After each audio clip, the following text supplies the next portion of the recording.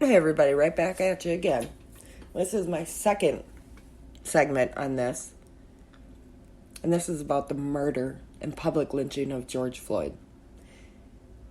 If you didn't hear the first part, I live in the Minneapolis-St. Paul area.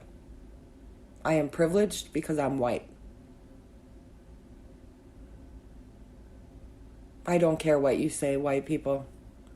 Well, I grew up in a rough neighborhood, so did I, but I'm still privileged because I'm white. If I had nothing right now, and I was doing crack off a sidewalk, I'm not going to get killed for it because I'm white. I won't fear for my life because I'm white. I'll never know what it's like to fear the police because of the color of my skin. And you wonder why these people don't call the cops. Well, they don't call the cops on gangs.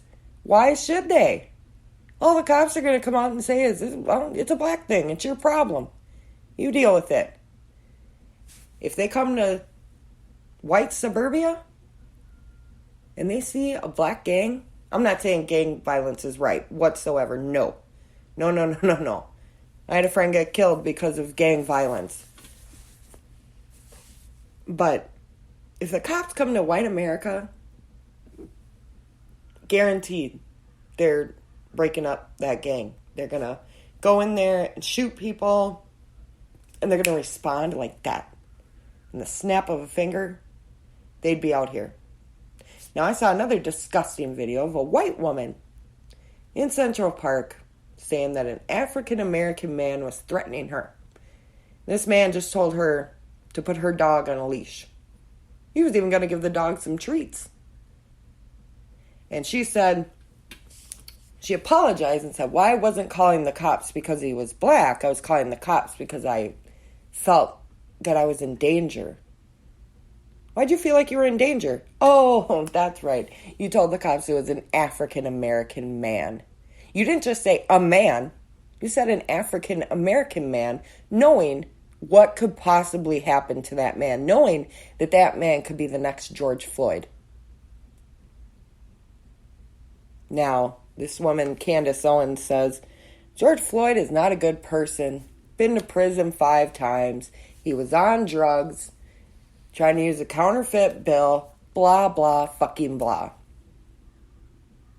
So he should be publicly lynched for that? That is my question. He should be publicly executed. And you got 3 other cops doing nothing about it. And let me tell you something, these cops are protected more than anybody. There's police unions that protect these people. And after 18 months, they could burn their records. And half of them aren't even public. That's the worst part. Say you got a white cop, and 2 years ago, he brutally beat a black man, an unarmed black man. And he was put on administrative leave, quote unquote. That man was paid during his leave. And Internal Affairs saw nothing that they could do or wouldn't do about anything about it. Because he's protected. He's not held accountable. I believe in unions. I do. Jobs should be protected. Not like this. Not like this. You shouldn't get to kill someone and keep your job. And yes, this man and his 3 fellow officers have been arrested. And hopefully will go to jail if Keith Ellison does his job. And he wakes up. And the cops have a bond with the district attorney, with the medical examiner, and so on and so on and so on. They're all part of this government system. And they all work together. Cops testify in trials. Cops give the DA their witness testimony. And they don't prosecute because they have this bond with the police. Now I hope Mr. Ellison steps up, does his job, Because you've got also a medical examiner saying, well, he didn't die because his neck got leaned on.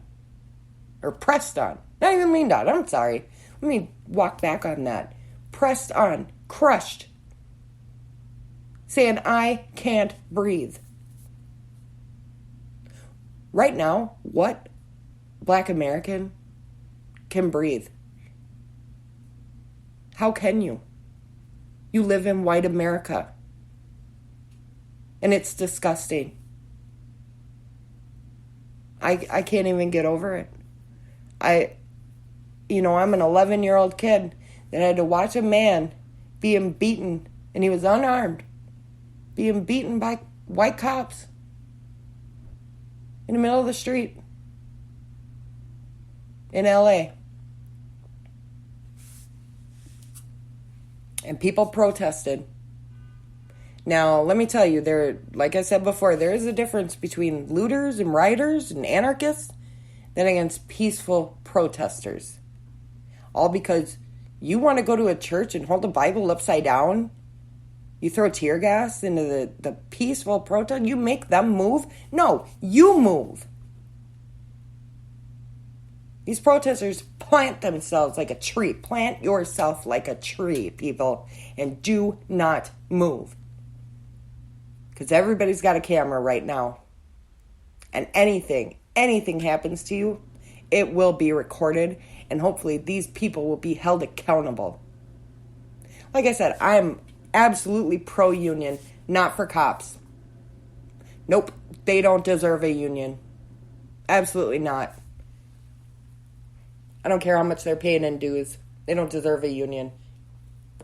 Unions are for hardworking people, not people who go out and publicly lynch somebody. Don't get me wrong. There are some great cops out there. I live in a suburban town where if you look one way, you can see downtown St. Paul. If you look the other way, you can see downtown Minneapolis. And it's a great neighborhood. Mostly white. But I'll tell you what, right down the street from me, there are black people taking in mentally handicapped teenagers and adults.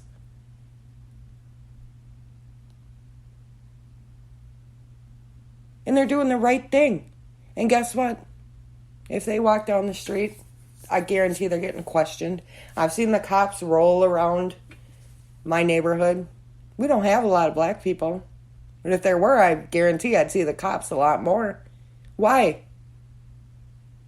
That person down the street who's trying to help people with mental illness is better than me. Much, much better than me. I'm not doing that. If I could open up my home, I probably would. I've got kids, so I don't know who I'd be opening my home up to. But if I could help someone, I would. I try to help everybody. Anybody who knows me. I'd go to the moon and back if I could help you. But cops don't see black people that way. They don't even see them as human. How could you not kneel when you're not even being treated as an American? When black people have fought for our country in wars. In World War II, they were segregated. So they weren't even in the same infantry as white people. And maybe some were. But 99% of them were not. Because the white men didn't want the black people around. Why? All fighting for the same cause. Life, liberty, pursuit of happiness, freedom. And that's obviously not what this country is about anymore. Now, 4 years ago, or 8, 9 years ago, we had a 2-term sitting black president. And he wasn't a great president because he was black. He was a great president. Period. And the black community was so proud.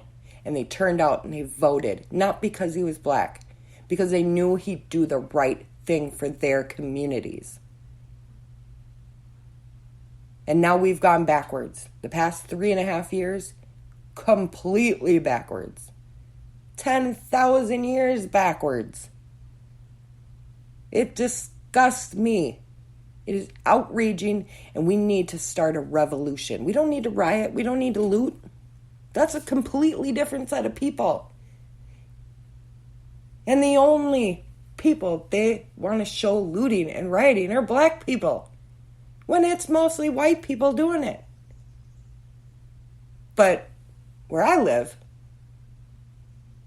when I turn on the news, I see white person with black person holding hands, hugging, crying, because they know there's a systemic problem here. Not just in Minneapolis, it's everywhere.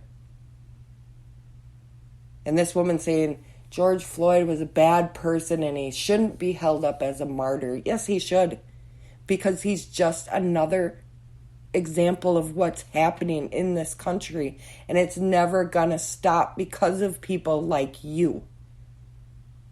You are racist, in my opinion. Donald Trump is racist, in my opinion. Radical right wingers are racist, in my opinion. All they care about is their Second Amendment. You want to skip past the First Amendment unless it comes to you protesting. Unless it's you who wants to come out and protest and you're white. Then that First Amendment applies to you. But these gun-toting, meat-eating motherfuckers, to quote Dennis Leary, they only care about their Second Amendment and so on.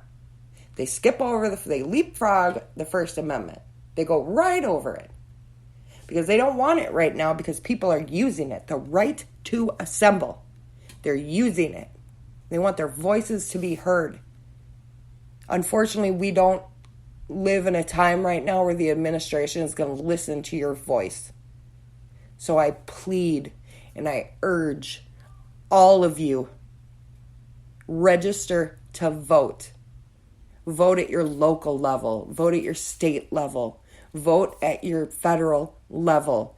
Get these people out of here so that you can put someone in that seat in the Senate, in Congress, a judge, police chief, put those people in power to help you, not hate you.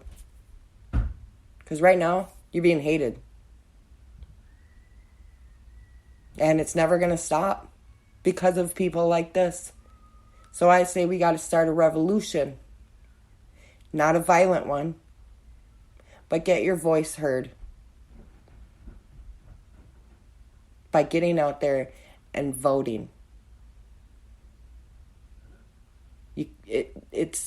Unfortunately, it's not enough to protest. You've got to vote them out so that these people can't do this anymore. That we don't have to see another George Floyd.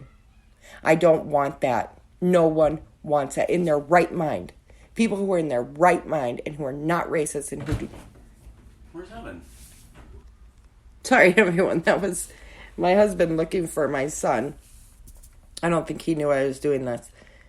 But he feels the same. My parents feel the same. And they're baby boomers. My dad is 71 years old. Fought for this country in Vietnam.